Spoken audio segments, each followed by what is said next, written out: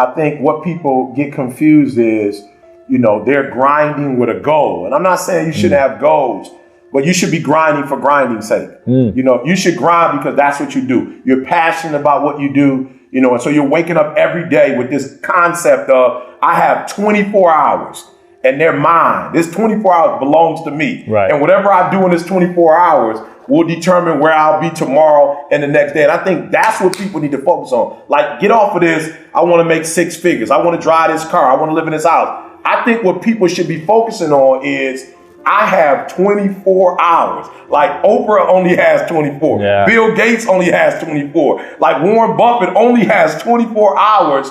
And in that 24-hour period, I can either break my life or make my life. And I think, and I'm not saying you shouldn't have goals. I just think that goals for people is too high on the priority list. And I think what should be on the priority list is going to bed so you can wake up the next day and you can grind it out. And I'm just a dude that believes you reap what you sow. So if you're grinding on Monday, grinding on Tuesday, grinding on Wednesday, if you're grinding 6-7 days a week for a span of 5 or 6 years, something's got to come out of that. Sure. And I think if we would spend more time on what's my goal, and meaning what do I need to accomplish in this day to live this lifestyle, and you go after it, then I think more people will be successful. Now here's the challenge. A lot of people ask me what time I wake up in the morning. And I think that so many young people, just because they've never been exposed to greatness, they're asking a good question. The great question should be, what time do you go to bed at night? That's the question you should be asking. The question is, what time do you go to sleep? And so every night I try to go to bed, like literally in the bed, 8:30, 9 o'clock. And I do that routinely. Now I tell people, of course I travel the world. So of course I'm not going to bed every day at 9:30. But here's the deal.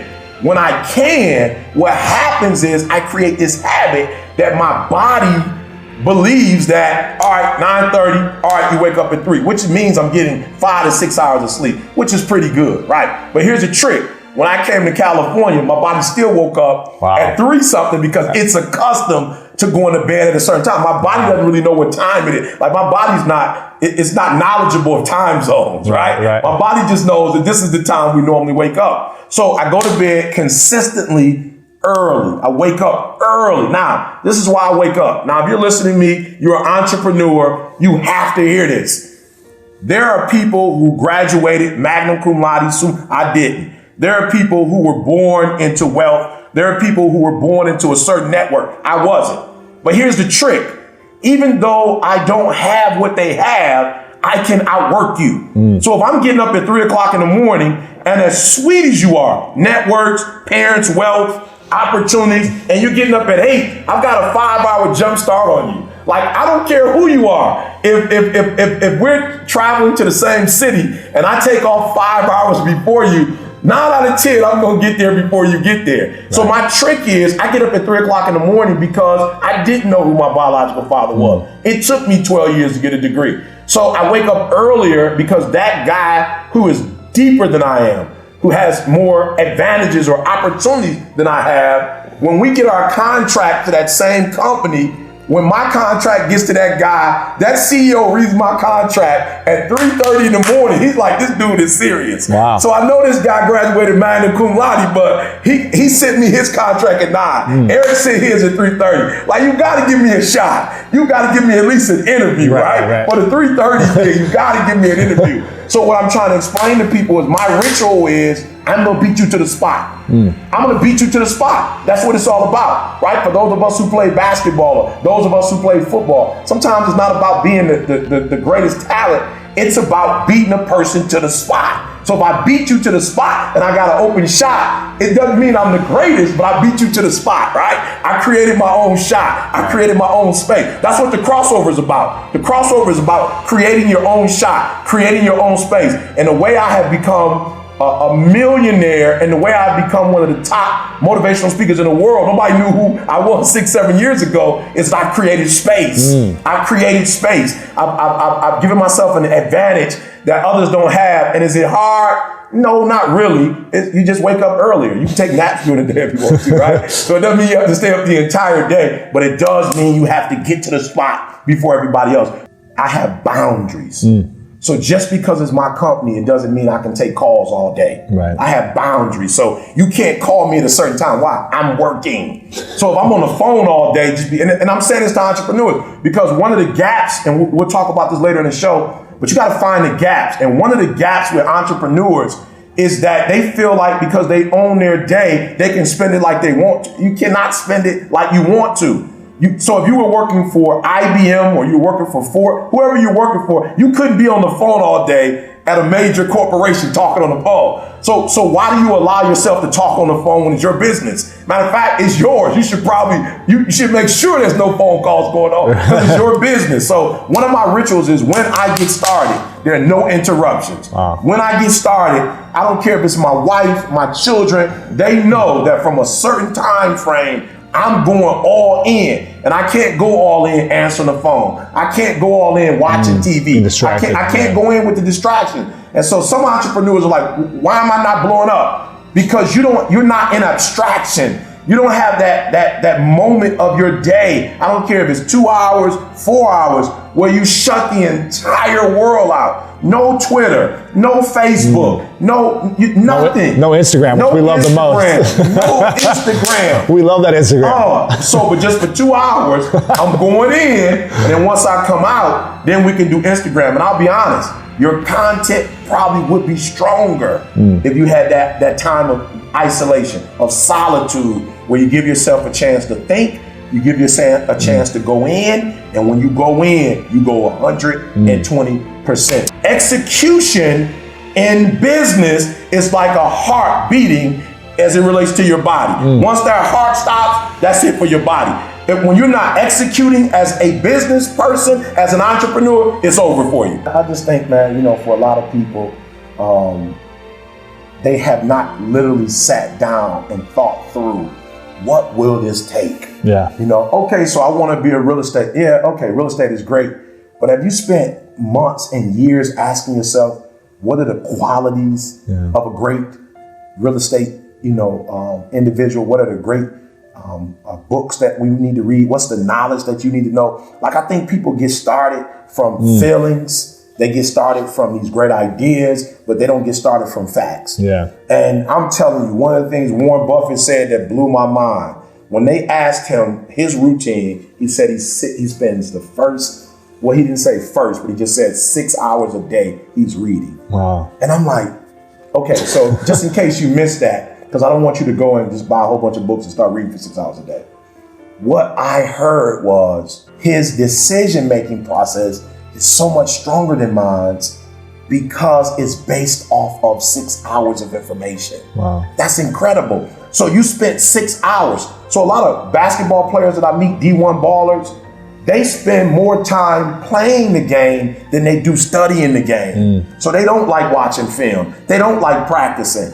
And so I would say to the entrepreneur out there, it's not about what you know that's going to create success in your life.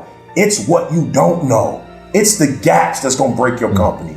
It's those little things that you don't do that you didn't know you were supposed to do that will break the back of your company. That would allow the other guy to get breaks that you don't get. So for me, I started this company and it was just little things that I just didn't know. That going to conferences and meeting people, like I did not know that, Eric, whether you like meetings or not, you need to have meetings and not just have meetings for meeting's sake. There needs to be measurements. There needs to be accountability. There needs to be immediate goals and long-term goals. There needs to be, look at the threats, look at the opportunities. So the first thing I think is that most people are starting a business without truly being informed. You may have 70% knowledge or 60%, but you're not operating on 100% information. And you're so eager and you're so desperate to make money. You're so desperate, to move forward that you haven't spent the quality time building a solid foundation. Right. So number two, I think the problem is once we are informed, we don't have the design. And when I say design, let me just say this. You guys know I'm from Detroit.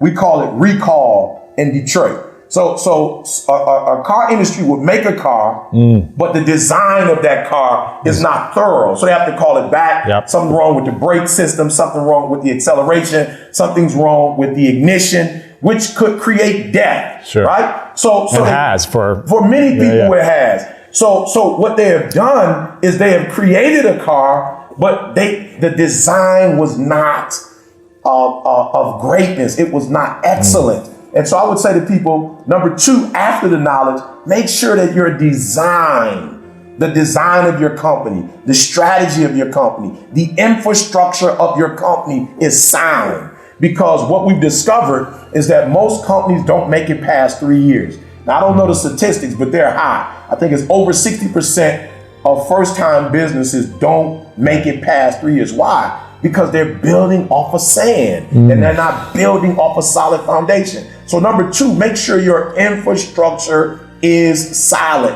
And then the last thing I think is the discipline. I think where most people go wrong is that once they have the knowledge, once they have the infrastructure in place, they don't have the discipline that it takes to become successful. By discipline, I mean there are many opportunities that I've had to do TV. There are opportunities that I've had to work for specific companies, but I had the discipline to say, no, it's not the time, not right now. No, I would love to be in TV, but TV would take away, from my ultimate goal. And no, I don't want to get up and go to class. And no, I don't want to work on a PhD. And no, I don't feel like writing. And no, I don't feel like working out. And so I find that most people aren't successful because they don't have the discipline it takes.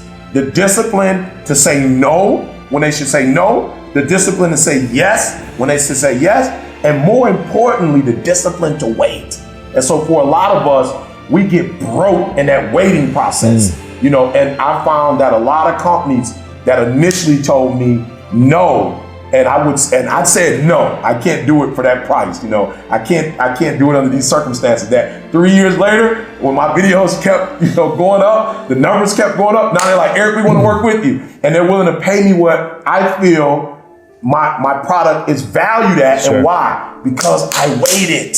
I didn't say yes to everything. I didn't bite at the first opportunity. I wasn't desperate. I knew my stuff. I knew I had put in the time. I knew I had made the investment. And so now I'm considered one of the top motivational speakers in the world, one of the top coaches in the world. Why? Because, man, I got the knowledge first. I've been in this thing over 20 years. I've built a strong infrastructure, and I've had the discipline it takes to say no to some things, say yes to some things, and more importantly, I've been able to wait